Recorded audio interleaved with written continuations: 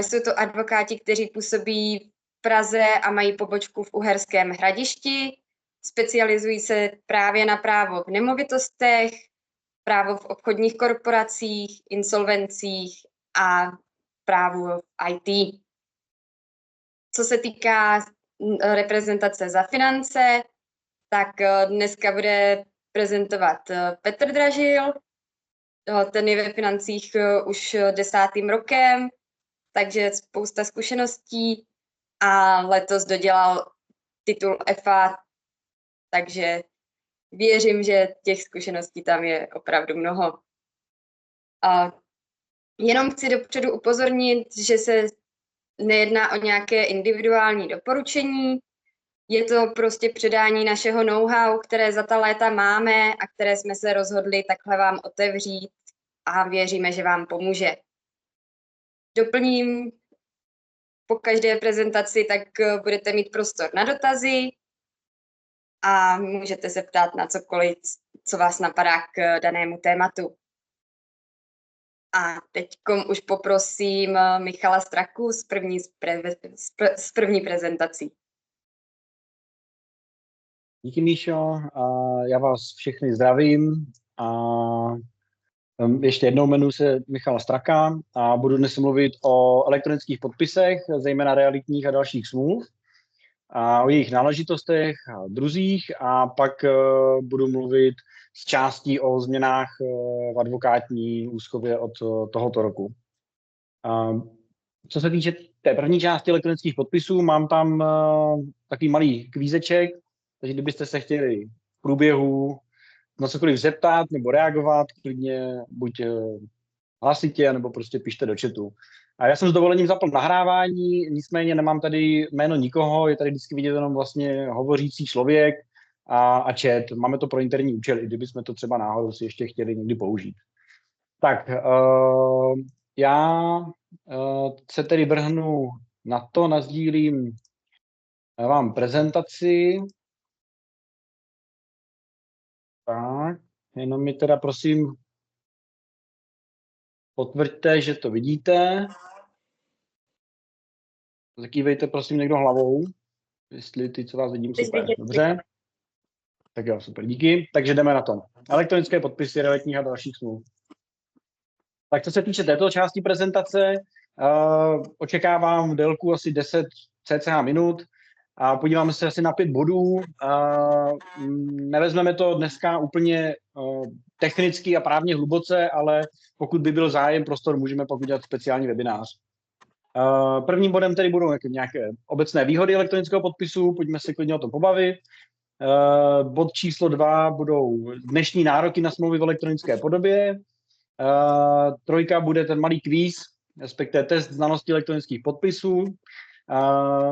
Ve 4. bodě vám ukážu, jaký jsou úrovně elektronických podpisů a během 5. bodu si řekneme vlastně, jak je to se smlouvou s úředně ověřeným podpisem, která je v elektronické podobě. Tak pojďme na to. Co se týče výhod elektronického podpisu, ty jsem tady seřadil, které asi nejčastěji já používám, nebo které já vnímám nejvíc jako výhody. Klidně o tom můžeme jako diskutovat, pokud vám to jako výhoda přijde nebo nepřijde. Nicméně, když to vezmu postupně, tak asi jedním z největších výhodou je, že nemusíte domlouvat společný termín pro všechny. To znamená, když máte 4 smluvní strany a často i třeba realitního zprostředkovatele, advokáta, tak to už máte 6 lidí a domluvit termín pro 6 lidí je náročné. Zatímco když smlouvu podepisujete v elektronické podobě z domu, tak nemusíte nikam chodit a třeba hledat místo k parkování, což zvlášť jako v Praze už se mi párkrát stalo, že je někdy, obzvlášť před Vánoci, bylo prostě jako nepříjemné pro ty klienty, no, někdy. Takže můžete to podepsat z domova nebo z kanceláře, až vám se to hodí. Nemusíte si samozřejmě fyzickou smlouvu odnášet z žádného jednání, protože na tom jednání nejste, rovnou ji vložíte si prostě do souboru, který prakticky je omezen jenom vaší kapacitou na pevném disku. Neukládáte si to tedy nikam do šalonu. Co se týče komunikace, přeposílání, mnohem jednodušší, rychlejší, v podstatě okamžité doručení na e-mail nebo datovou schránkou případně.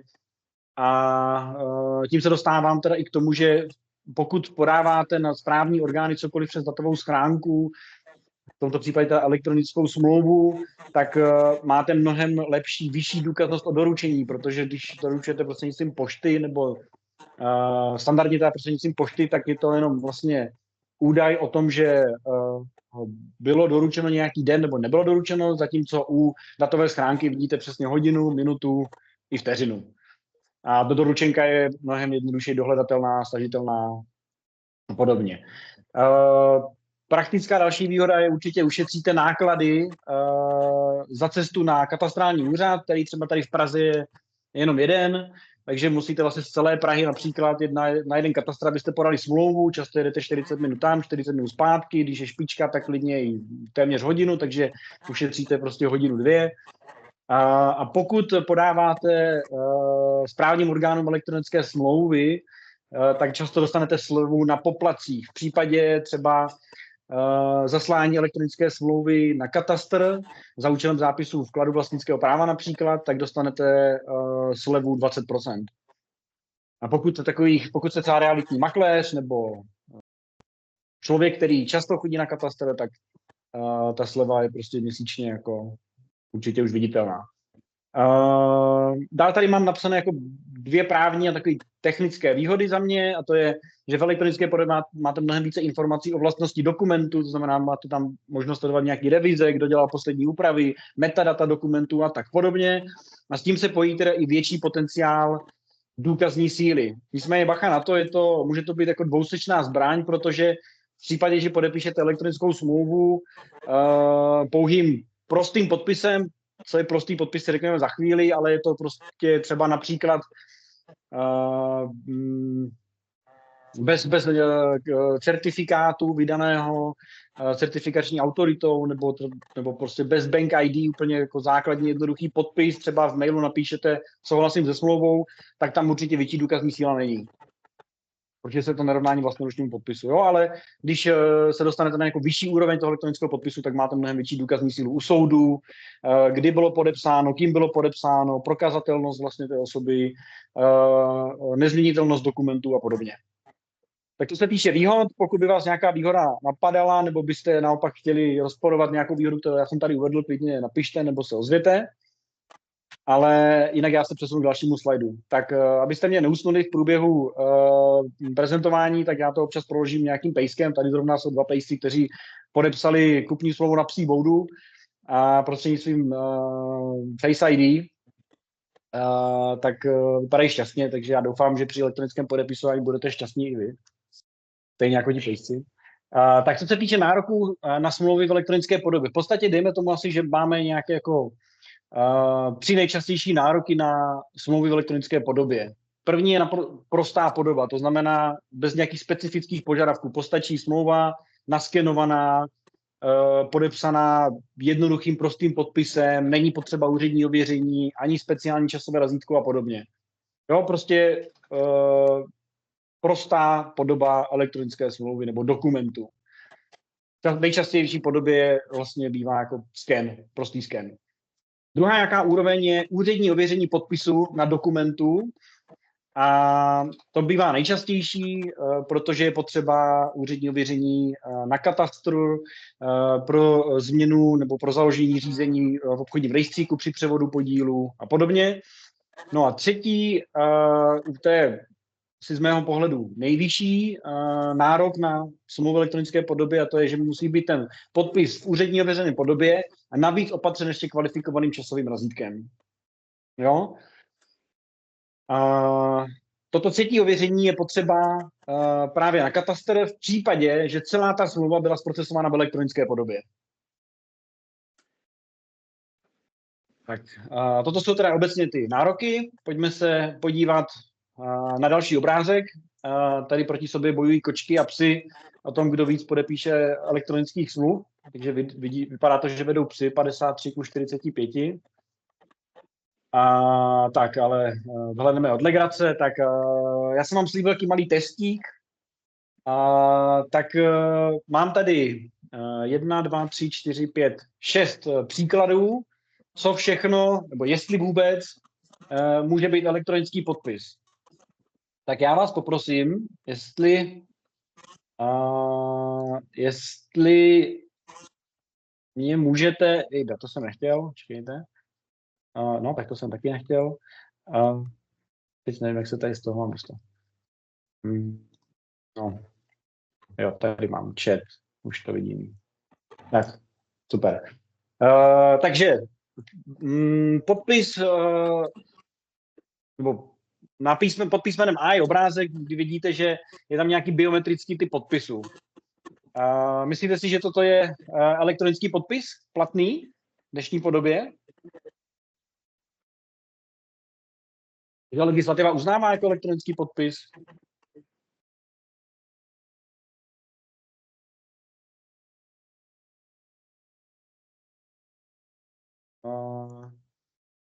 Někteří píšou, ale já to tady v chatu nevidím, ale tak co se týče pod písmenem A, tak to je elektronický podpis biometrický, byť není ničím speciální, protože zákon nezná speciální biometrický typ podpisu, zná ho pouze jako prostý, to znamená nejnižší podpis, ale je to zvláštní, protože v biometrickém zařízení můžete mnohem lépe sledovat například tlak pera vlastně na podložku, má to různé tlakové senzory, sklon pera, rychlost, jo, a tak dále. To znamená, teoreticky pro ověření toho podpisu v elektronické podobě je tento způsob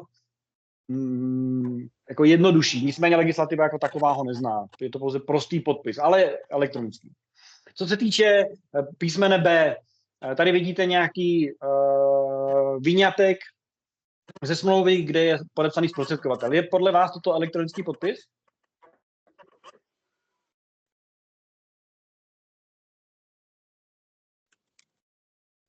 Tak já vás nebudu napínat. I pod písmenem B je elektronický podpis, takže toto je platný elektronický podpis. V případě, že se podepíšete na smlouvu, necháte to naskenovat, tak vlastně v elektronické podobě je ten podpis zachocený, byť zase na úrovni prostého podpisu. Pod písmenem C máte moje iniciály z e-mailu. Může podle vás třeba tady tyto údaje sloužit jako elektronický podpis? V identifikaci elektronického podpisu?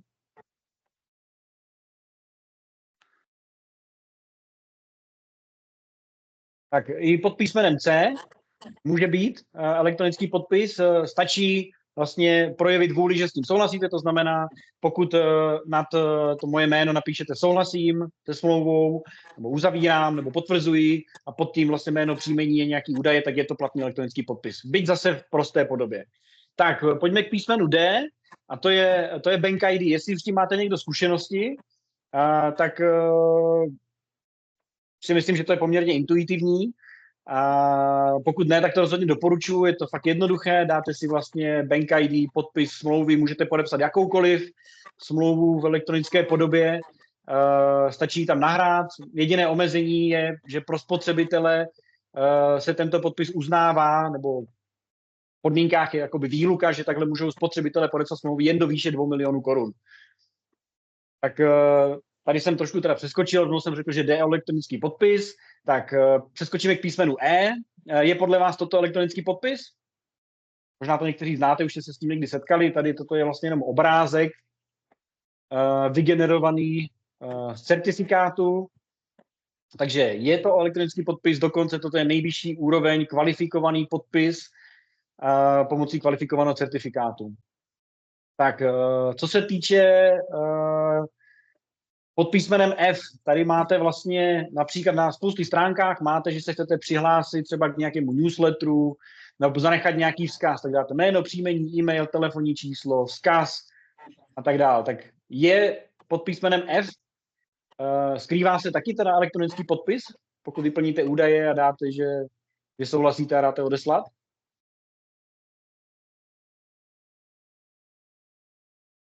No, nebudu vás napínat, taky je to elektronický podpis. Důležité je, že zaskvrtnete vlastně to políčko souhlasím. Jo, to je vlastně to nejdůležitější v tom elektronickém podpisu. Takže tohle byl trošku takový chyták.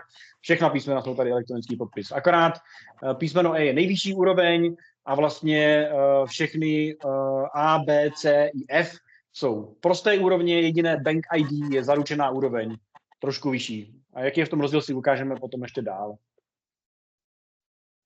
Tak. Jaké jsou teda ty úrovně elektronických podpisů? Už jsem to tady zmiňoval, to znamená, máme prostý, zaručený, uznávaný, kvalifikovaný, úředně ověřený. Prostý podpis, abyste tomu rozuměli, je to takový takzvaný podpis bez přívlastků. Vlastně toto rozčlenění vychází především z evropské legislativy, z nařízení eIDAS, které vlastně nepíše, že by existoval konkrétní prostý podpis, pouze říká, že je podpis bez přívlastku, ale my to říkáme prostý, protože je to lépe rozlišitelné. Takže pod prostý podpis můžeme zahrnout podpis e-mailu, scan podpisu na nějaké smlouvě, podpis SMS-kou, pokud není propojený jakoby s nějakou vyšší garancí, kliknutí prostřednictvím vlastně nějakého formuláře. Pak máme zaručený, a to bylo třeba to Bank ID, kde už je jakoby vyšší průkaznost, protože vlastně jak funguje Bank ID, tak banka má totožněné vlastně vás jako osobu, a přes Bank ID vlastně to stotožnění vaší osoby propíše do toho dokumentu. A co se týče trojky, tak to je uznávaný, to je jako specifická vlastnost, protože to má pouze Česká republika, takže dobře se to pamatuje tak, že jej uznává pouze Česká republika. A je to něco mezi zaručeným a kvalifikovaným. A tím se dostávám ke kvalifikovanému. Kvalifikovaný v podstatě je nejvyšší možná úroveň elektronického podpisu, pokud není úředně ověřený. A rozdíl vlastně v tom je, že kvalifikovaný podpis, proto abyste měli kvalifikovaný podpis, musíte mít kvalifikovaný certifikát a nad to vydaný kvalifikovaném zařízení, které vypadá třeba zhruba takhle. Je to takový malý třeba USB token, typicky, ale může to být i e-občanka, takže pokud máte e-občanku s čipem, tak je to kvalifikovaný prostředek pro to, aby vám vygeneroval kvalifikovaný podpis, pokud si ho aktivujete. A když se vrátím teda k té rozdíl mezi trojkou a čtverkou, tak v trojce v uznávaném vlastně máte taky kvalifikovaný certifikát, ale ve trojce není uložený na kvalifikovaném zařízení, jako je tohle, ale například v počítači. A to je ten rozdíl.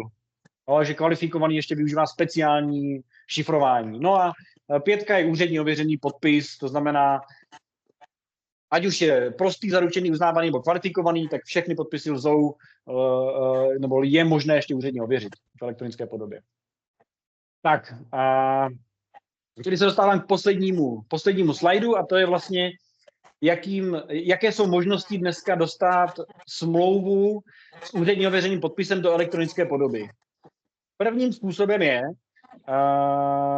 poměrně častým a uživatelé určitě znají, určitě ji budete znát, i vy, konverze dokumentů z fyzické do elektronické podoby. To znamená, máte fyzický dokument, smlouvu, kupní smlouvu, setkali jste se tady v 6 lidech, všichni podepsali, jsou tam přítomný úředně ověřené podpisy, dokument se vezme, naskenuje, udělá se z něj konverze a to znamená, že to je vlastně elektronický stejnopis v elektronické podobě. Má úplně stejnou průkazní sílu jako originál dokumentu s úředně ověřeným podpisem a tento dokument v této konverzi, pokud tam jsou úředně ověřené podpisy, můžete krásně doručit na katastr vzdáleně.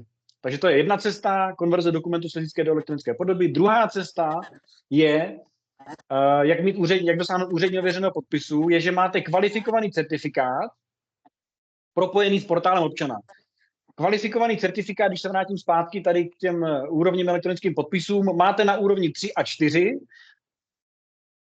Rozdíl je v tom, že kvalifikovaný certifikát na úrovni 3 máte v počítači a na úrovni 4 ho máte v nějakém kvalifikovaném zařízení, například tom tokenu. Následně si pustíte portál občana, který, když máte Bank ID, tak vás hezky propojí vlastně jakoby s veřejnými registry a nahrajete ten certifikát vlastně do toho portálu občana a od té doby, když komunikujete vlastně s jakýmkoliv správním orgánem, tak on je schopný si dohledat, že ten certifikát, se kterým jste podepsal určitý dokument, je propojený s portálem občana, to znamená, ověřil si vás, takže úředně ověřený podpis. Jo, takže buď máme konverzi nebo certifikát propojený s portálem občana. A teď je tady úplná novinka, nebo pro advokáty je to teda úplná novinka, ale zákon už to nějakou dobu zná, a to je e-legalizace. A v podstatě je to ověření pravosti podpisů v elektronické podobě. To znamená, případě rozdíl mezi 2 a 3 je, že u 2 musíte mít kvalifikovaný certifikát, vydaný, typicky ho vydává Postsignum, nebo první certifikační autorita. Postsignum je vlastně Česká pošta, ale u 3, pokud chcete ověřit podpis v elektronické podobě, nemusíte vůbec mít tady tento certifikát. Navíc můžete vlastně tady tuto e-legalizaci použít i pro plnou moc, pro korporátní řízení. Specifikum je, že dokument, aby mohl být e-legalizován, musí být ve formátu PDF. A jak ta legalizace funguje? PDF/A, což je vlastně PDF jakoby s takovou technikální, že se dá archivovat. No a jak té legalizace dosáhnete, tak pokaždé je možné využít vlastně pro advokáty už to bude i nutné, jiná cesta nejde, to znamená, pokud chcete dosáhnout legalizace, musíte nahrát dokument, který chcete ověřit do checkpointu na úschovnu a buď si ho vyzvednout vlastně na checkpointu, anebo u notáře, anebo u advokáta. Osoba si vás stotožní buď na dálku, což je taky novinka, typicky to může být třeba přes Bank ID se vás stotožní, nebo speciální videokonferencí, což umí zase notáři, ale musíte ten dokument vždycky nahrát do úschovny a pak vlastně tomu člověku nebo té osobě, která vám má uznávat nebo provádět úřední ověření toho podpisu, tak si ho vlastně potom stáhne z té úschovny. No a co je asi úplně nejlepší, tak sněm České advokátní komory vlastně nedávno, asi je to 3 dny zpátky, přijal usnesení, že advokát může úředně ověřit podpis svého klienta na dálku, kdykoliv, z jakýkoliv, jako na jakýmkoliv koutě světa, to znamená, máte klienta na Maledivách, na Tenerife prostě, nebo v Praze, na bytě a nechce za váma jezdit, tak když ho podepíše v jakékoliv podobě, jak jsem ukazoval tady, v jakékoliv z těchto podob, tak aby si ho stotožníte, tak mu můžete tu elektronickou smlouvu vlastně povýšit na dokument s úředně ověřeným podpisem. A pak s tím pracovat, dostat ho na katastr, na obchodní rejstřík nebo kamkoliv chcete. Tak tolik asi k těm elektronickým smlouvám nějakým způsobem stručně snad. A pokud byste měli nějaký dotaz, tak prosím, máte teď prostor. A jinak já přestávám zatím sdílet teda prezentaci. Děkuju.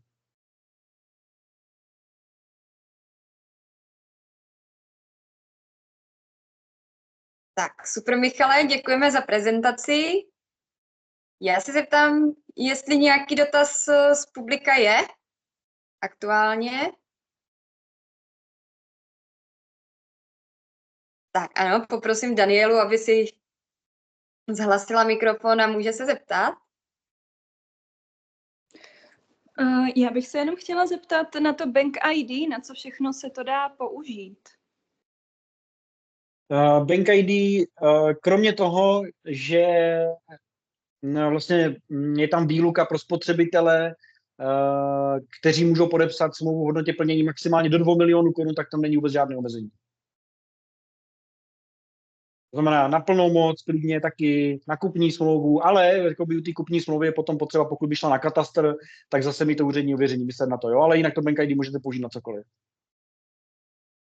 Je to poměrně dobrý nástroj a je to bezplatné navíc, pokud máte jakoby bankovní identitu.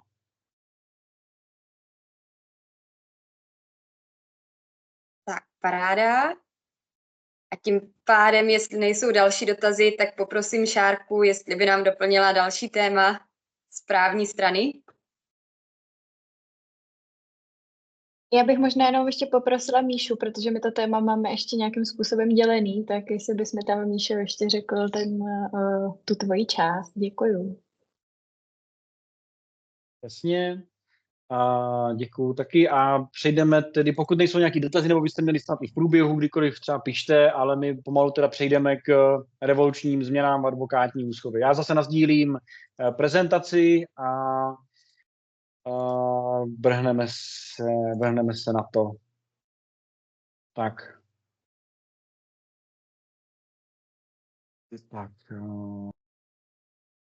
Tak co se týče revolučních změn v advokátní úschově do 1.1.2026, tak se nejdřív řekneme vůbec, proč těm změnám došlo, nebo uvedeme si to krátce.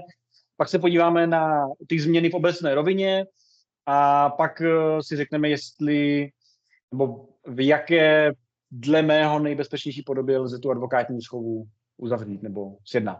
Tak, co se týče vůbec těch změn v advokátní úschově od 1.1., tušíte někdo, proč to bylo? Proč těm změnám došlo? Určitě jste sledovali nějaký kauzy, já vám trošku teda napovím. Byly tady taky nemilý kauzy s advokátkou paní Sukovou, která bohužel udělala největší prohřešek advokáta, který vůbec lze, a to je šáhla na peníze svého klienta, což není snad dle mého, nebo možná snad i dle České advokátní komory horšího prohřešku. A jeden z největších problémů bylo, že paní Suková vybírala peníze z hotovosti vlastně z toho účtu advokátní úschovy. A další problém byl, že Česká advokátní komora neměla tak rozšířené pravomoci na to, aby tu kontrolu prováděla. Z toho důvodu teda vznikla nějaká tendence vlastně ty změny udělat.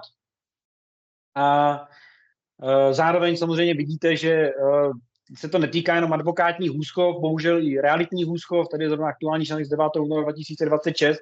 Nicméně ty změny advokátní úschovy nastaly takové, aby ani jeden z těchto případů ještě nikdy neopakoval, a věřím tomu, že to tak bude. Tak jaké jsou ty změny? V podstatě jsou to největší změny u úschov za 30 let. Je to obrovské zpřísnění pravidel. Od 1.1.2026 se nebojím tvrdit, že advokátní úschova je nejbezpečnější úschovou v České republice. Řekneme si následně proč. Cílem bylo samozřejmě zvýšit bezpečnost klientů a zároveň mít lepší kontrolu nad penězi v úschově.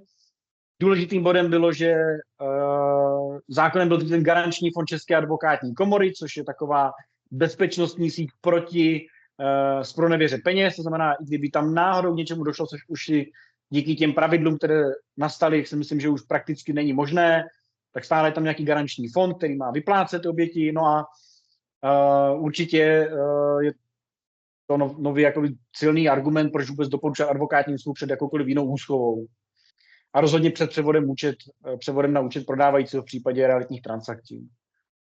Jaké byly ty konkrétní změny? Takže klíčovým je naprosto určitě garanční fond České advokátní komory. Jak jsem říkal, tak nově je zákaz vybírat hotovost ze speciálního účtu úschovy, který může být veden jen na jméno advokáta, pokud se jedná o advokátní úschovu. Všechny úschovy se hlásí do elektronické knihy úschov, které vede Česká advokátní komora. Změnou navíc je, že se změny hlásí ještě před přijetím prostředků. Klient dostává notifikace od banky v jakémkoliv případě převodu peněz, to znamená, pošlou se peníze na úschovu, následně se mají vyplácet, nebo vlastně od toho momentu, kdy přijdou peníze na úschovu, tak při jakémkoliv dalším pohybu klient okamžitě dostane notifikaci od banky, kam peníze šly, a kdy odešly, to znamená, klient to všechno vidí jako v podstatě v reálném čase, dostává klient notifikace i České advokátní komory a nakonec má Česká advokátní komora větší možnosti kontroly, to znamená, má možnost nahlížet na účty úschov a provádět kontrolu dat v elektronické knize úschov.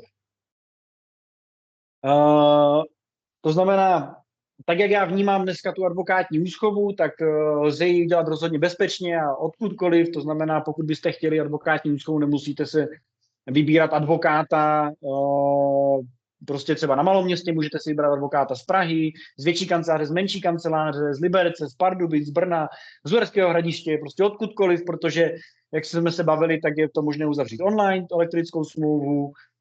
Tím je spojené vlastně dneska díky těm prostředkům můžeme i provádět kontrolu vzdálenou, AML a identifikaci klienta a zároveň neustále spamování notifikací toho klienta. Takže za mě proto je ta advokátní úschova od 1.1. jako dle mého pohledu nejbezpečnější. A tolik tedy z mojí maličkosti z revolučním změnám advokátní úschově a já si tady dovolím předat slovo Šárce. Tak krásný dobrý den. Já to vezmu trošičku rychleji, protože Míša, když se rozjede, tak se dobře poslouchá. Tak já jsem si pro vás připravila něco málo konkrétního ke garančnímu fondu a k pravidlům advokátní úschovy.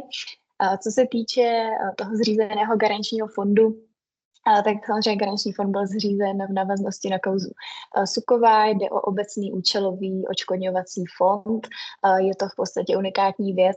Žádná jiná profese nemá, že by se takhle skládala na pochybení nebo trestné činy svých kolegů, takže poměrně unikátní věc. V průběhu legislativního procesu bylo docela zajímavé, že advokáti v podstatě dostali na vybranou, buď budete mít garanční fond, nebo nebudete mít žádné úschovy, proto ten fond vlastně vznikl jako nějaký kompromis pro uklidnění veřejnosti. Co se týče toho fondu, tak na advokátním sněmu jsme přijali, že se do něj přispívá 500 korun za každou úschovu. Původní návrh byl 1000 nebo 2000 korun podle toho, jestli by šlo o úschovu spojenou s koupí nemovitosti na bydlení. Co se týče toho odškodňování, tak to odškodňování je pak ve výši 2,5 milionu nebo 5 milionů korun v případě tedy zpronevěry těch peněz pro ty poškozené s tím, že z toho fondu se plní až na základě rozsudku, který vlastně potvrdí, že advokát ty peníze zpronevěřil, takže to není jenom tak, že by se řeklo advokát peníze zpronevěřil, fond jde plň. Vztahuje se to pouze na úschovy, které byly přijaté po 1.1.2026, nikoli zpětně. Zpětně to ani udělat de facto nejde kvůli retroaktivitě zákona. A ten fond se plní až do chvíle, dokud v něm nebude 150 milionů korun, potom se to plnění vlastně pozastaví a v případě se potom doplňuje, pokud by se ten fond vyčerpával. Doufám, že kolegové budou čestní a nebude potřeba fond žádným způsobem doplňovat. Tak. Co se týče nějakých dalších pravidel, tak jak už Míša říkal, zakázal se výběr hotovosti z účtu advokátní úschovy. Zároveň celkově ta povinnost advokátní úschovy se nyní plní už v podstatě jenom bezhotovostně, protože advokáti mohou přijímat peníze do úschovy pouze buď bezhotovostně, anebo vložením přímo prostředků na účet advokátní úschovy, takže nemůže tam už docházet k nějakým machinacím s hotovostí. Existuje tam nějaký mechanismus nahlašování údajů jak do elektronické knihy úschov, tak bance, tím, že vždycky jeden účet může sloužit pouze pro přijetí jedné té úschovy, s tím, že ale ten účet můžete recyklovat. Není to tak, že byste účet použili jednou v životě, pak ho museli smazat, můžete ty účty používat opakovaně, ale vždycky v tu danou chvíli tam musí být prostředky jenom jednoho případu. Co se týče těch notifikací od banky, tady bych si dovolila říct jenom takovou osobní vsuvku, že za mě dost záleží i na kvalitě té banky, protože osobně už jsem si všimla s tím, jak jsme využili různých bank, že různé banky notifikují různou rychlostí, takže za mě bych volila z pohledu klienta pro úschovu spíše banky, které jsou takové modernější, protože u jedné konkrétní banky třeba máme zkušenost s tím, že ta notifikace přijde druhý den třeba až za 12 hodin a za 12 hodin si myslím, že peníze v bezhotovostním světě dokáží procestovat kus světa. Co se týče té notifikace od Czech, tak ano, něco přijde, klienti se mě často ptají, jestli to není spam, není to spam, přijde prostě potvrzení o tom, že úschova byla zaregistrována, ale mám tady k tomu vlastně takovou malou poznámku, protože podle stavovského předpisu aktuálně platí, že by se do elektronické knihy úschov měly úschovy nahlašovat před přijetím prostředků s tím, že následně doplníte datum přijetí a nakonec ukončení té úschovy. Je to malinko v rozporu se změněním zákona o advokaci, takže vlastně je trošku oříšek, jak si s tím poradit. Navíc Česká advokátní komora tomu ještě nepřizpůsobila tu elektronickou knihu úschov, aby všechny tyhle údaje tam šly zaznamenat, takže jsme teďka momentálně asi až do jara v nějakém takovém váku. Ve váku jsme taky vlastně ohledně placení příspěvků do garančního fondu, protože sice teoreticky se garanční fond plní, na druhou stranu Ještě nám nepřišla žádná výzva k tomu, aby jsme do toho garančního fondu těch 500 korun zaplatili, protože garanční fond teďka se nějak rodí a očekává se zase, že faktury na uhrazení těch částek do garančního fondu přijdou až někdy na jaře, jakmile to bude ze strany komory pořešeno. Takže samozřejmě ano, teorie je to krásná, ale jenom ještě třeba říct, že jsme na začátku. A určitě věřím, že na jaře už bude všechno dolazeno a všechno bude fungovat perfektně. Ještě bych jednu věc doplnila k té elektronické knize Úschov. Proč vlastně Česká advokátní komora bazíruje na tom, aby klienti dostávali to potvrzení o vedení úschovy v elektronické knize Úschov předem, protože jenom taková úschova, která je nahlášená v té elektronické knize Úschov, může být případně odškodněná z toho garančního fondu. Na úschovy, které tam nahlášené nejsou, se to odškodnění nevztahuje.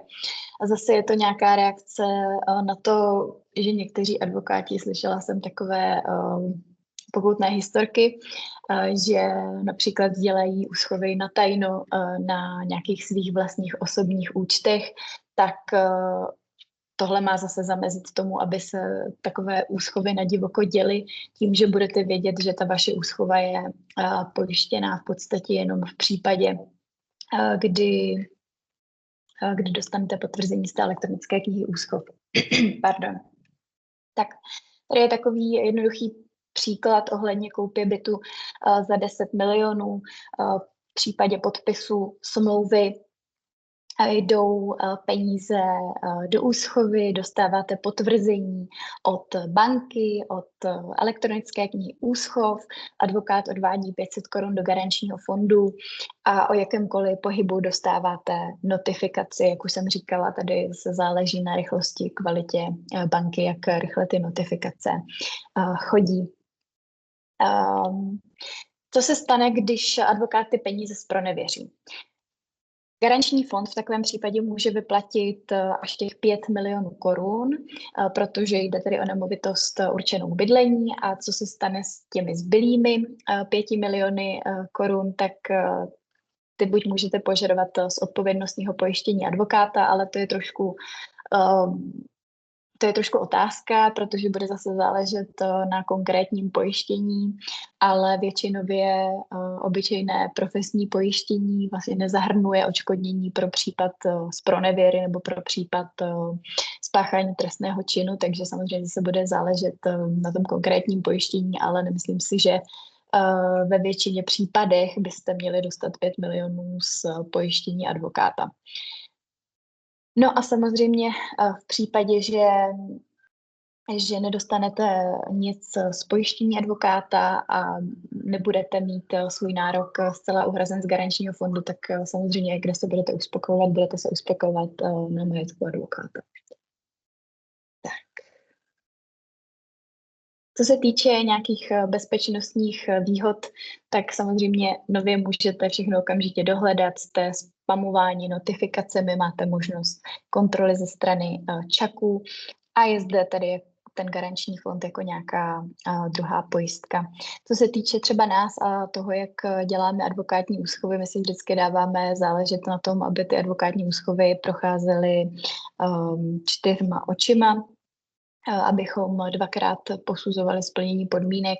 Splnění podmínek úschovy jinak obecně považujeme za právní disciplínu, proto si třeba myslím, že je advokátní úschova vždycky určitě lepší než úschova realitní, byť realitka může být super renomovaná, ale splnění těch podmínek úschovy záleží, jak jsou nastavené, ale z 99% jde o právní otázku, kde musíte udělat nějaký výklad těch podmínek a říct si kvalifikovaně, jestli jsou splněny nebo ne.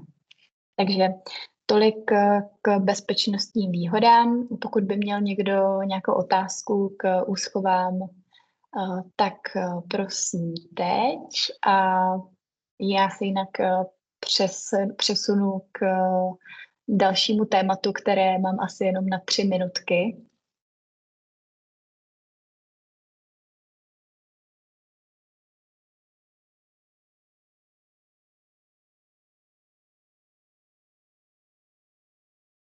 Tak já budu pokračovat.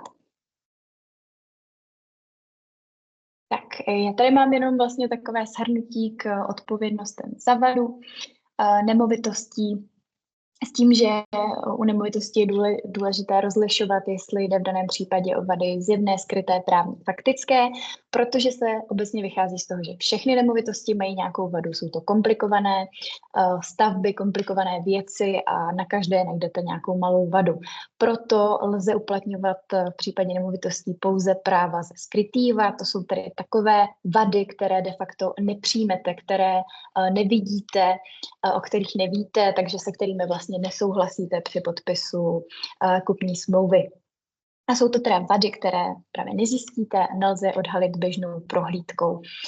Typicky to budou vady jako špatná izolace, kterou samozřejmě nevidíte, protože je někde schovaná ve stěně, skrytá vlhkost, tepelné mosty. Pokud jdete na prohlídku v létě, nemůžete zjistit, že výrazným způsobem uniká například teplo ze střechy a tak dále. Jsou to vady rozvodů, elektroinstalace, všechno, co je ve zdech, použití nějakých nebezpečných materiálů v minulosti, například Eternit, kontaminace nebezpečnými látkami, to také není zjevná bez nějakých podstatných zásahů. Jak se vady uplatňují? Důležité je, aby vada existovala v době nabytí vlastnického práva. Vždycky to, kdy ta vada vznikla, je malinko boj znaleckých posudků, boj znalců, protože není to právní otázka a nelze na to jen tak jednoduše odpovědět, že bychom se podívali do kalendáře, kdy nám začala vzlínat vlhkost a kdy byla poškozena nějaká izolace. Vadu je vždycky potřeba vytknout do 5 let od nabytí toho vlastnického práva. Je to vlastně prodloužená lhůta oproti jiným věcem u těch nemovitostí na 5 let, oproti tedy 3 rokům v případě jiných věcí. A neplatí to v případě, že prodávající o té vadě věděl a tuto vadu zatajil, což budou třeba typicky případy, kdy sám prodávající se podílel na stavbě domu nebo ovlivnil to, co bylo při stavbě domu použito, jaký materiál a tak dále. Co se týče uplatnění té vady, tak jenom podotýkám, že byť vadu je nutné vytknout do 5 let, tak v případě, že ji zjistíme, je nutné ji uplatnit bez zbytečného odkladu, což by mělo být v řádu dnů, maximálně jednotek týdnů, s tím, že je dobré rovnou navrhnout nějaké řešení, kterým tady může být oprava, sleva nebo odstoupení. A mám tady poslední slide, který se týká vyloučení odpovědnosti za vady. Jenom mám tady přeškrtnuté takové jedno ustanovení, které se často dává do smluv. Nemovitost se prodává, jak stojí a leží, tak jenom ho sem uvádím, protože chci říct, že tohle ustanovení nemá samo o sobě vliv na práva z vadných plnění. Nelze se tímto zříci práva z vad.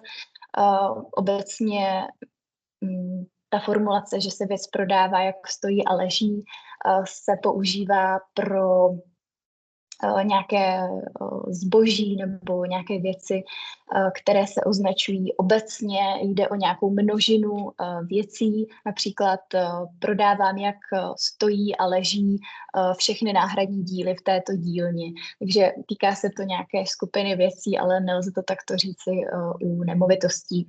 Jinak vzdát se práv z vadného plnění obecně možné je to nutné písemně a konkrétně, že se vzdáváte těch vad, s tím, že samozřejmě pokud bychom byli ve vztahu spotřebitel, podnikatel, například developer, jeho klient, tak tam to samozřejmě nejde, protože je potřeba ochraňovat tu slabší stranu, ale u těch běžných prodejů klient, tak samozřejmě tam by to možné bylo.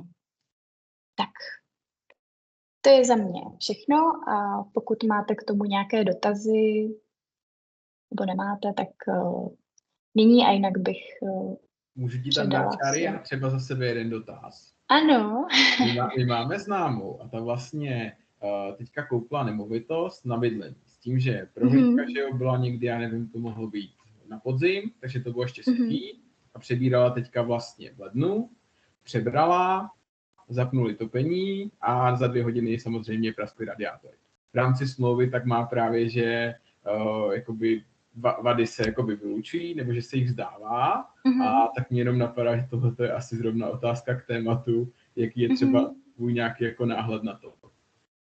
Jasně. No, promiň, ty jsi jenom říkal, že práva z vad jsou ve smlouvě vyloučeny.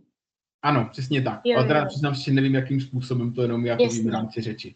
Tak v první fázi bych chtěla vidět, mezi jakými stranami ta smlouva uzavřena. Pokud bychom třeba na jedné straně měli podnikatele, tak jsme z toho venku. Dva Potom, jsou teda tohleto konkrétně. tak potom bych se jakoby podívala asi na tu konkrétní formulaci, ale pokud ta formulace bude dostatečně dobrá, dostatečně konkrétní, tak se obávám, že jako opravdu těch práva z vad se jako lze platně vzdát. Samozřejmě pokud by to bylo nějaké až jako příliš obecné a ještě bych taky do toho chtěla zahrnout vlastně jakoby celkový stav té nemovitosti. Jo. Pokud by šlo o novostavbu nebo pokud by šlo o starší budovu s nějakou jako odpovídající cenou, takže bych se na to spíš jako dívala jako komplexně, ale obecně v tomhle případě to vypadá, pokud by ta formulace byla dobrá, že se těch práv z vadných plnění vzdát lze. Takže jenom takhle ve zkratce. A jinak můžeš klidně pokračovat. Dobře, tak já si tam nasdílím svoji prezentaci.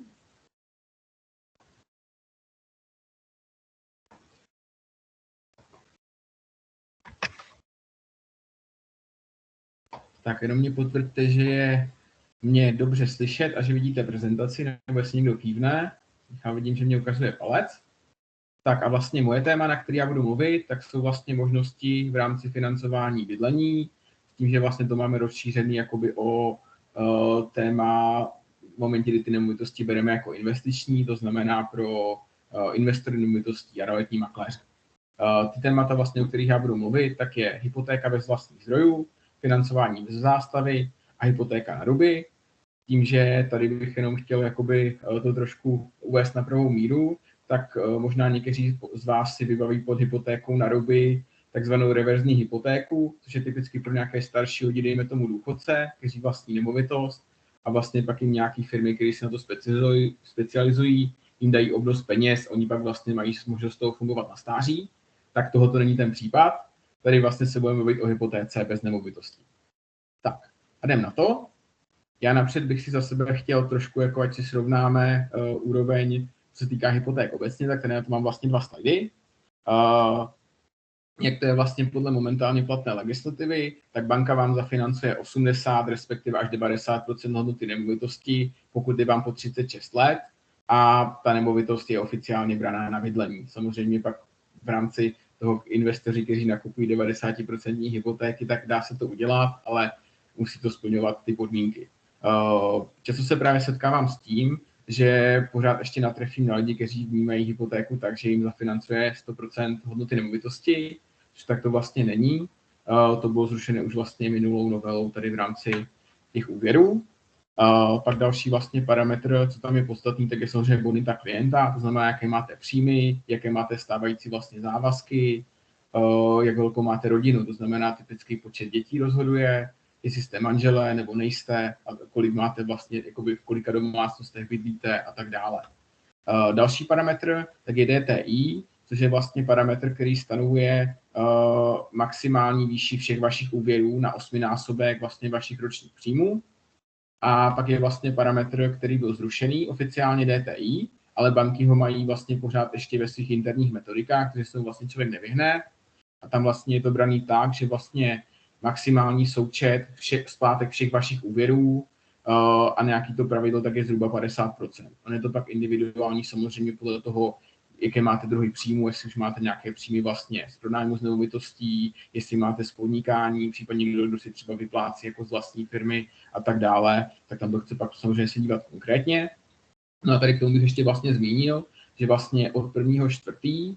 tohoto roku, tak se vlastně mění doporučení České národní banky, tím, že teda ono je to sice doporučení, ale na rovinu oni ty banky se v tím v drživé většině případů řídí.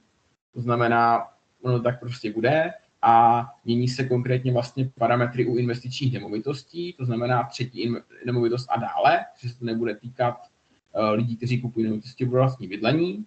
A mění se tam ten parametr vlastně LTV, že maximální hodnota vlastně může být, výše úvěru může být 70% výše těch zástav. A pak se nám mění vlastně parametr DTI, to maximum těch ročních příjmů, a to se nám snižuje vlastně na 7násobek. No. Dál pak přejdeme vlastně na ten hypoteční proces, který jenom chtěl v jednoduchosti vlastně popsat. Tak napřed tak se vlastně podává do banky úvěrová žádost, kde vlastně probíhá posouzení registrů a právě bonity, kolik vám banka je schopná půjčit. Tady v tomhletom, jako v této situaci, tak za mě kvalitní nějaký úvěrový specialista, tak to s váma udělá nějakou, dejme tomu, předkonzultaci a připraví to s váma tak, aby vám ta žádost vyšla, aby se nestalo, občas třeba narazím, že nám přijdou klienti, kteří šli do jedné, do druhé banky, žádosti tam nevyšly, no a my pak řešíme, kdy to teda bychom vymysleli, takže kvalitní nějaký úvěrář, který vám schopný srovnat víc těch bank, tak ideálně to s vámi vymyslí, aby vlastně ta žádost už se vidělo, že projde. No, pak další, tak se právě vezme v potaz hodnota právě zástav a jaký tam jdou vlastně odhady. Pokud je všechno v pořádku, tak se řeší doložení smluvních dokumentací, to znamená ať už kupní smlouvy, smlouvy budoucích kupní, advokátní úschovy a tak dále. A to tady vlastně máme odborníky, že, kteří mluvili přede mnou. Banka v tenhle moment tak vlastně schvaluje celou jakoby tu žádost, jinak těch vlastně stupňů, na jakých to vlastně tak banka schvaluje, tak je několik. To znamená, tam není ten proces jakoby jeden, ale to prochází několika vlastně stupněma jakoby kontrol. V rámci tohoto tak samozřejmě se tam řeší, kolik bude sazba, jaké budou další podmínky, ale tady to spíš se snažím jako zjednodušit ten proces. No a pak samozřejmě řeší se podpis úvěrové smlouvy, plus typických zástavních smluv. No a pak už vlastně jenom jednoduchá věc čerpání, ale teda předtím samozřejmě musíte ještě splnit podmínky čerpání, což je právě ověřit zástavní smlouvy, ověřit kupní smlouvy, když je potřeba podpisy a tak dále. No, tak, pojďme na tu hypotéku vlastně bez vlastních zdrojů. Tam vlastně jenom, když se k tomu vlastně jenom víc bych možná dovysvětlil ten parametr LTV, tak občas někteří lidé to mylně chápou tak, že vlastně těch 80-90% tak musí být moje vlastní zdroje. A ta definice je vlastně taková, že to je výše úvěru vůči hodnotě zástav. To znamená, jenom právě z těch řešení, tak je, že mám nějakou další nemovitost v rámci ručení. To znamená, typicky investoři do nemovitostí, tak jsme schopni vlastně ty hypotéky jakoby skládat za sebe. No v případě, kdy někdo řeší vlastně to bydlení jako jenom na vlastní bydlení, tak dejme tomu nějaká nemovitost rodičů a tak dále, se tam dá vlastně do toho vzít. Tím pádem vlastně příklad, já když budu mít kupovat nemovitost za 6 milionů, tak buď je varianta samozřejmě, že mám 10-20% vlastních zdrojů a pak beru hypotéku jenom na ten zbytek, nebo tady vezmu hypotéku za 6 milionů, tomu dejme tomu mám další nemovitost, ať už sám nebo v rámci rodiny za 4 miliony, tak já mám hodnotu zástav vlastně ve výši 10 milionů a vlastně banka pak mě půjčí celých těch 6 a tím pádem já mám LTV 60% a vlezu se to a já mám oficiálně pro sebe jakoby 100% hypotéku, ale v rámci banky tak to splňuje vlastně ty zákonné jakoby parametry.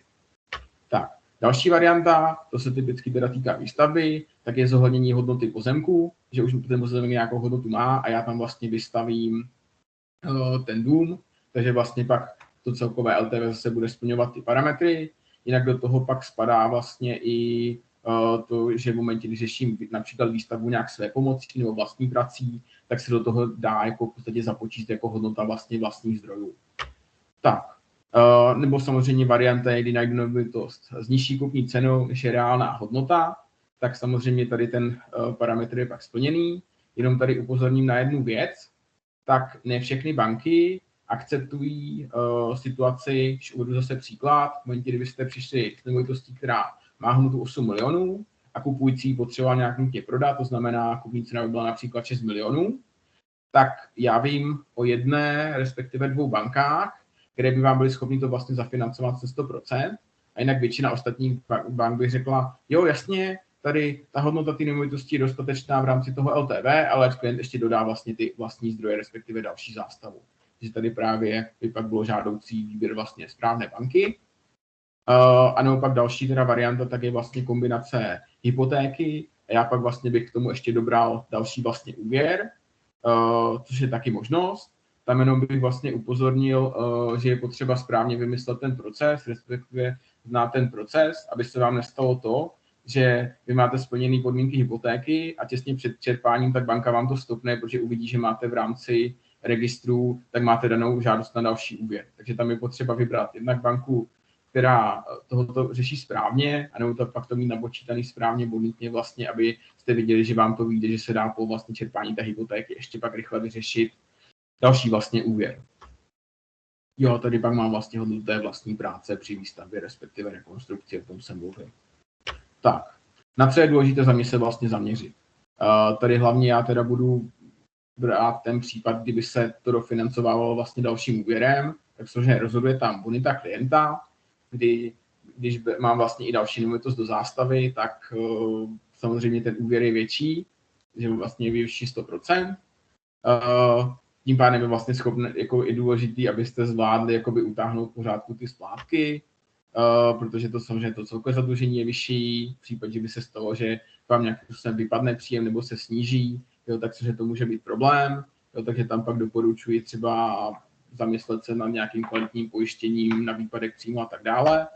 No a varianta samozřejmě jako mít dostatečnou rezervu, aby v případě, že se něco stane.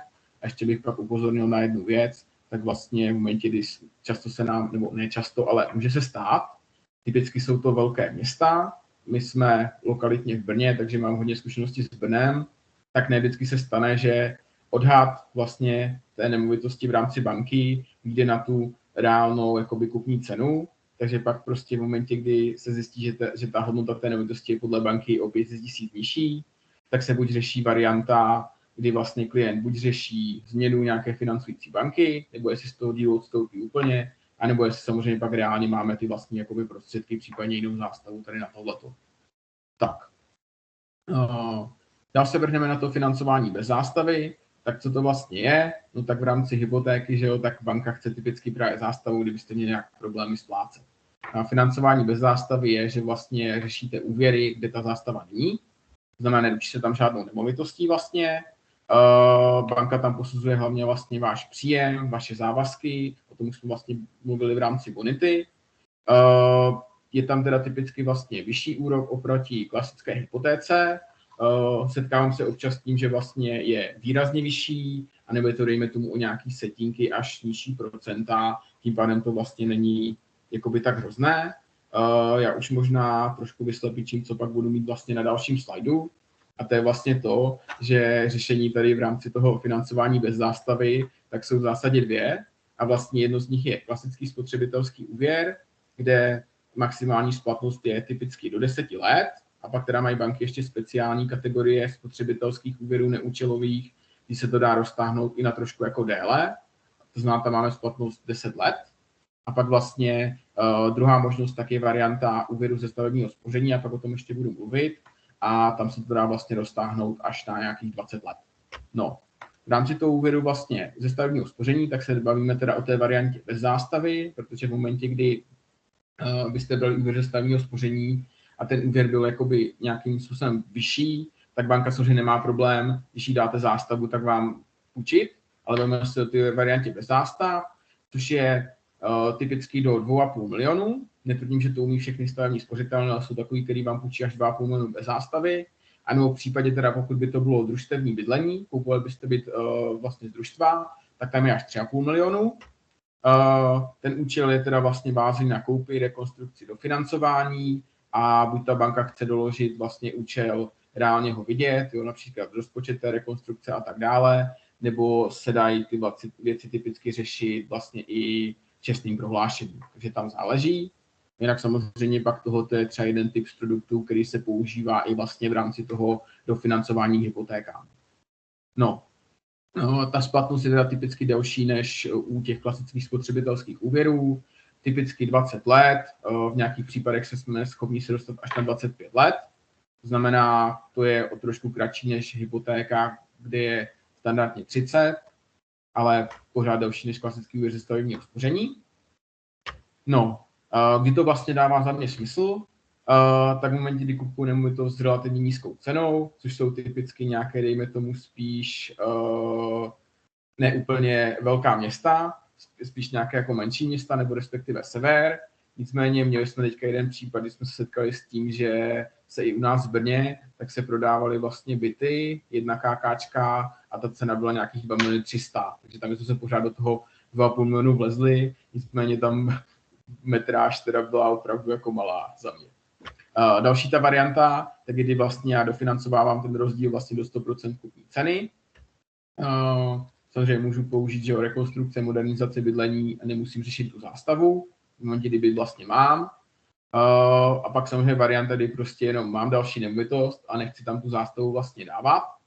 Jinak tady je pak vlastně v momentě, kdy máme klienty investory, kdy nějak se skládáme vlastně to nemovitostní portfolium, tak tohle je právě jedna z variant, jak třeba začít, i když ten klient nemá vlastní prostředky. Znamená, jsme schopni koupit nemovitost, dejme tomu například za 2 miliony, koupíme ji bez zástavy, v momentě, kdy to klient bonitně utáhne, tak je to úplně v pohodě. A pak další nemovitost už jsme vlastně schopni kupovat na hypotéku, kdy my tady tu nemovitost dáme do zástavy v podstatě jako vlastní zdroje nebo tu další nemovitost v rámci zástavy a přidáme k tomu tu kupovanou a v podstatě zase nepotřebujeme vlastní zdroje. No a teď teda hypotéka na ruby.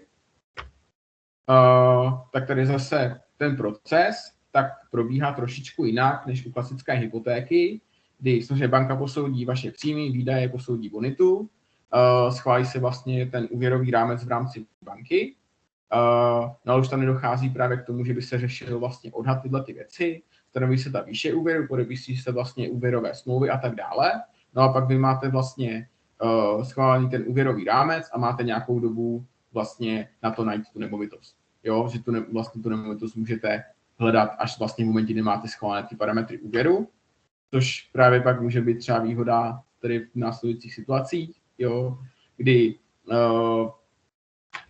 například máte to daný stylem, že jste teďka měli zajímavý příjmy, tak jste schopni si schválit vlastně hypotéku v nějaké výši, když třeba tak nějak tušíte, že se třeba ty příjmy sníží, nebo to řešíme pro klienty, kde třeba žena jde na mateřskou, tak jsme schopni si tu hypotéku vlastně předchválit v situaci, ještě než tu mateřskou začne pobírat, kdy měla v úvozovkách normální příjmy. Vy tam máte vlastně jasně stanovený rozpočet, do kterého vlastně kupujete. Je tam vlastně vyšší důvěryhodnost vůči prodávajícímu. Pokud tady máme nějaké realitní makléře, tak věřím tomu, že nejeden z nich se setkal s tím, že klient přišel na prohlídku, řekl jasně, nebo to se nám líbí, podepíšeme rezervaci, zaplatíme ji a až pak vlastně jde řešit do banky úvěr, no a pak banka řekne, no tolik vám nepůjčíme, půjčíme vám méně.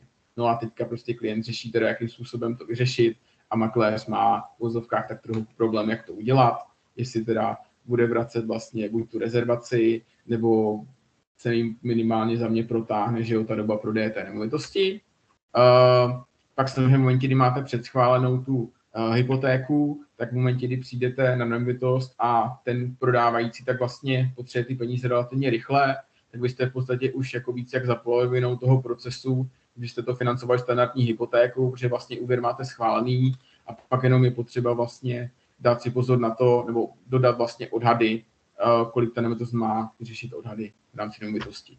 No, tak samozřejmě je tady nižší riziko pro vás jako pro kupujícího nějakých problémů v rámci rezervační smlouvy, aby se právě nestalo to, že podepíšete rezervační smlouvu, pak vám nevyjde hypotéka a pak byste nějak složitě třeba řešili, jestli vám kupující, prodávající, nebo respektive ta realitka, jestli vám vrátí ten rezervační poplatek nebo ne. Tam jsem se setkal právě s vícero množstvím výkladů, jak na tohleto nahlížet. Tohle je možná pak zase spíš kategorie jako trošku právní, než úplně tady v rámci toho financování. No, teď na co si dám vlastně pozor za mě, tak to schvalování má nějakou omezenou časovou splatnost. Jsou banky, které mají typicky 12 měsíců, jsou banky, které mají až vlastně 3 roky na to najítí té nemovitosti. Ještě upozorním na to, že jedna věc je vlastně na 3 roky na to vlastně tu nemovitost najít a pak jak dlouho vy ještě máte na to v podstatě tam dát zástavu na tu nemovitost a tak dále. Takže tam pak se to liší. Banky můžou mít typicky nebo mají poplatky za nevyčerpání objemu. Znamená to, že jste si představili hypotéku na 6 milionů a pak vyčerpáte jenom 5 900. Typicky je tam nějaká tolerance, řekněme 20%, že vám stačí vyčerpat 80%. ale v momentě, kdyby se fakt z toho, že tu nemovitost do té doby nenajdete, tak banky tam mají poplatky a ty poplatky můžou být ať už nějaký jako procenta, jo, klidně až 5% z toho nevyčerpaného objemu, nebo někdo to má nastavené, dejme tomu strop, třeba někdo má 10 000, další banka má 30 000.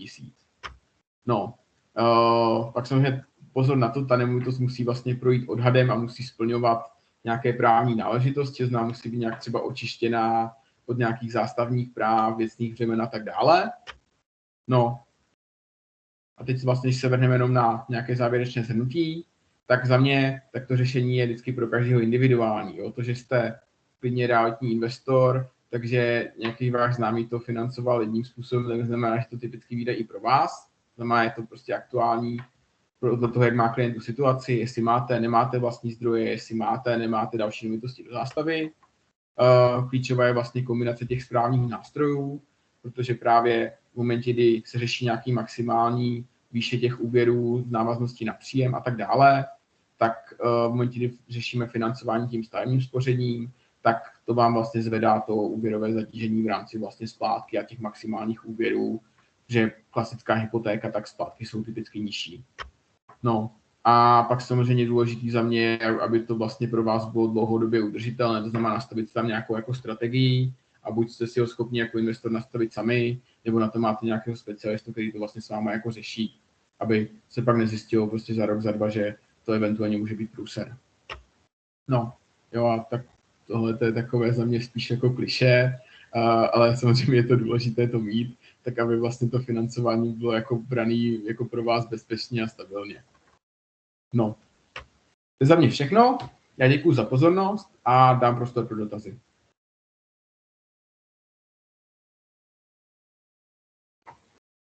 Tak, super. Já se jenom zeptám, jestli nějaké dotazy jsou. Tak, vypadá to, že nejsou. Tím pádem do Míša chatu má prosím. dotaz. Ano, Olha se hlásí. povídej, Míšo.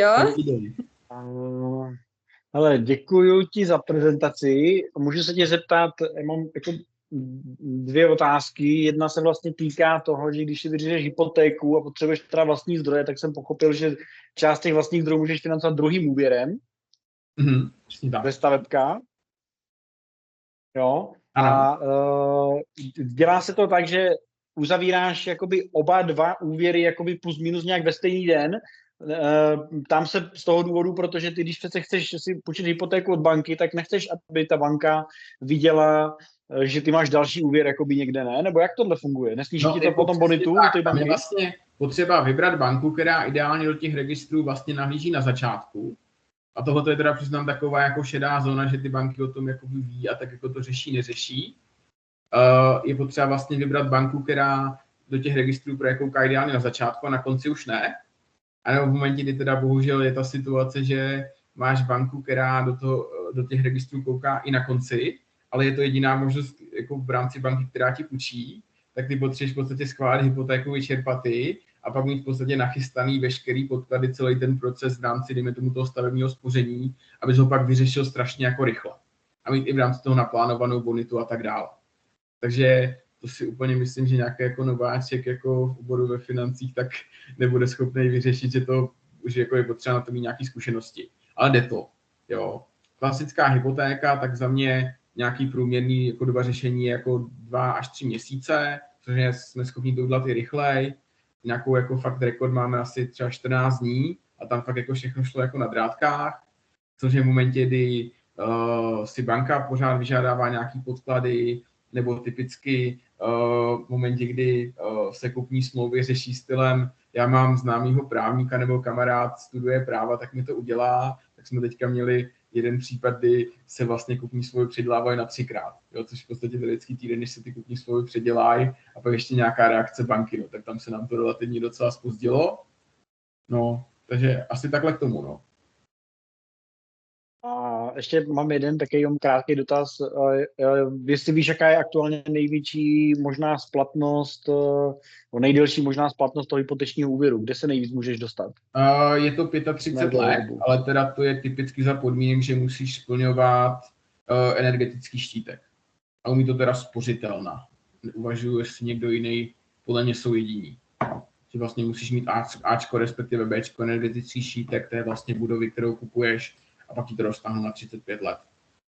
Jinak to je jenom 30, jo? Jinak standardka na 30, jinak takhle, jo. Ono je to omezený věkem klienta, jo. To znamená, máme tam výstupní věk jako v rámci těch hypoték. To znamená, 60letý klient si asi jako 30letou hypotéku nevezme, jo. Bavíme se samozřejmě v těch jako parametrech, jo, ale typicky se berou hypotéky na 30 let. Děkuju. No. Tak, super. Ještě máme nějaký dotaz? Můžu mít ještě jednu otázku. Jak lze co nejvíce snížit tu měsíční splátku? Jakými jako způsoby? No tak jedna věc je co nejnižší v podstatě úrok mít, že jo?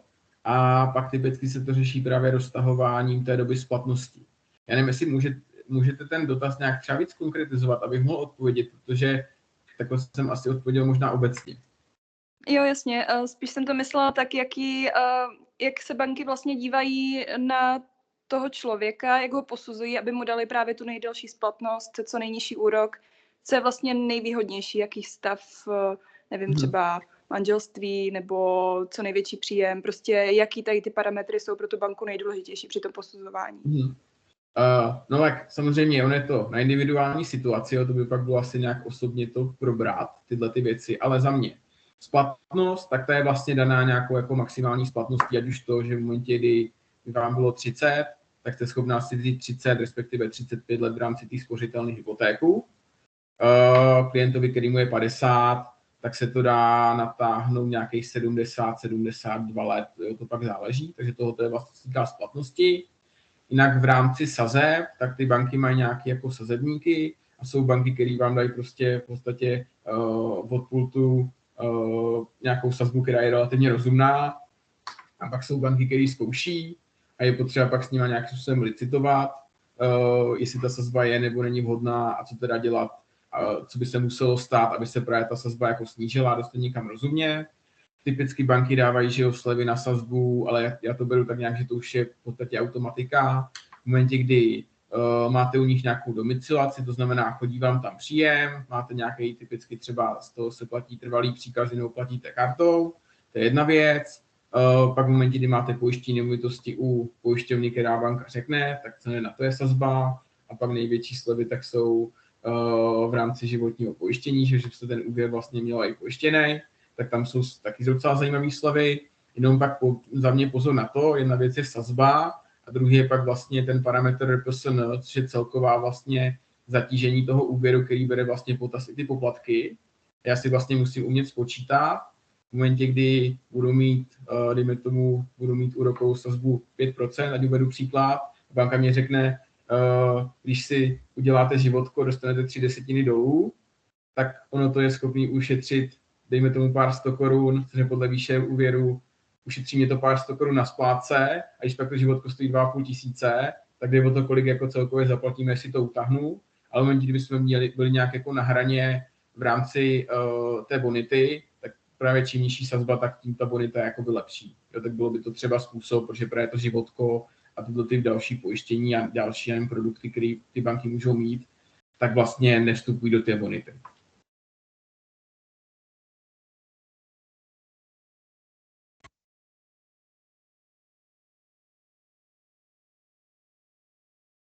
Tak, máme nějaké další dotazy?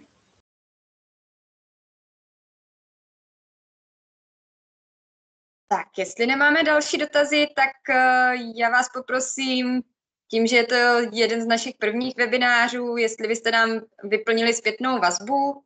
Týká se to jak už organizace, tak časového rámce webináře a určitě budeme rádi za sdílení nebo za jakékoliv propojení.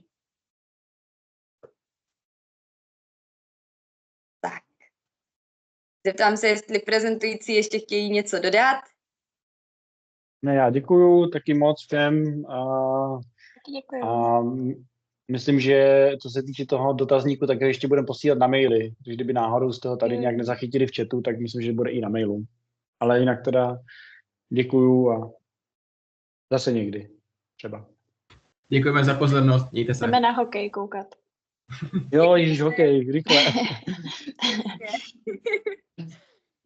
Tak děkujeme a mějte se krásně.